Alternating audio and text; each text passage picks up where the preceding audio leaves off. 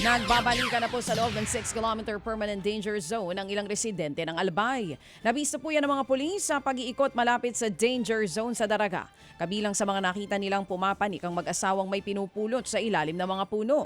Depensa nila, kumukuha lamang daw sila ng mga gagamitin para sa ibebentang walis tingting. Nakita rin ng mga pulis ang isang lalaking may tanim daw ng sitaw sa loob po ng danger zone. Nag-set up ng mga pulis ng border control point sa main road papasok sa lugar. Ang babala ng FIVOC, sunod-sunod ang naitatalang pyroclastic density current o ang tinatawag na uson.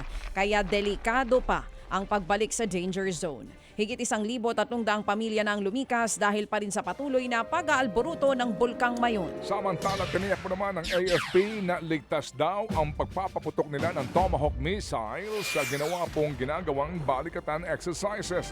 Pinayagan na rin daw ito ng Civil Aviation Authority of the Philippines. Ang naturang missile launch, ilang buwan bago po ang ehersisyo.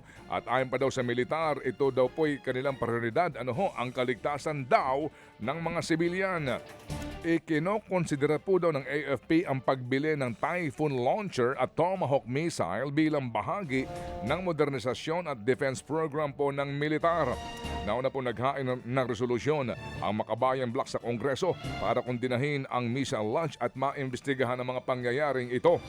Nalagay umano sa alanganin ang kaligtasan ng mga Pilipino. Alam niyo ho magkano isa nito? Magkano? More or less 200 million pesos ang bawat isa. Daming budget. So kumbaga no? nag-demo sila. Oo, parang demo unit ba? At ngayon daw po, bibili po tayo ng gantong uri ng mga armas. Samantala nabulabog po mga residente sa Norsagaray, Bulacan matapos sumugod ang isang lalaking armado ng baril at ang dalawa pang kasamahan nito. Nagsisigaw po ang grupo at nangangalampag ng mga bahay. Nagmura at nagbanta din daw ang mga ito. Napag-alamang hinahanap ng armadong lalaki at mga kaibigan nito ang nakaalitang SUV driver. Nagmula daw po ang alitan sa gitgitan. Napag-alamang lasing ang mga suspect. Arestado na po ang dalawang suspect matapos magpunta ang mga ito sa barangay. Patuloy naman po ang manhunt operation sa armadong lalaki na nagtago na daw nang mapansing kinukuhanan sila ng video.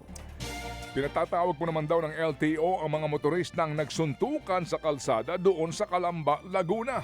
Sa dashcam video po'y kitang hindi makaabante ang ilang sasakyan dahil nga po sa gitna ng kalsada sila nagsasapakan. At ayon sa LTO, driver po ng utility van at rider ang magkaalitan. Hindi pa maliwanag kung ano ang pinagmulan ng kanilang suntukan. Sinuspindi na po ang lisensya ng mga motorista. Pinagpapaliwanag ho naman kung bakit daw po hindi dapat makasuhan ng reckless driving at improper person to operate a motor vehicle ang dalawang nagsuntukan. Samantala, arestado pong dalawang babaeng nagpanggap na miyembro ng media. Diyan naman po yan sa Aurora. Mismong ang gobernador ng probinsya ang nagpaaresto sa mga suspect. Nakipag-usap at nag-picture taking pa nga ang mga suspect kay Governor Sid Galban. Nang hingi daw ng 7,000 pesos sa mga suspect para maipublish sa kanilang pahayagan ang programa ng Kapitolyo. Napag-alaman, dati na palang inirereklamo sa parehong modus ang mga nagkunwaring mamamahayag. Mga kapatid, patuloy po kayong tumutok sa 105.9 True FM para sa totoong balita, impormasyon, music and entertainment. Mag-subscribe sa aming YouTube channel at podcast at sundan nyo kami sa Facebook, Instagram, X at TikTok sa True Network PH. Bisitahin din po ang aming official website, truefm.ph.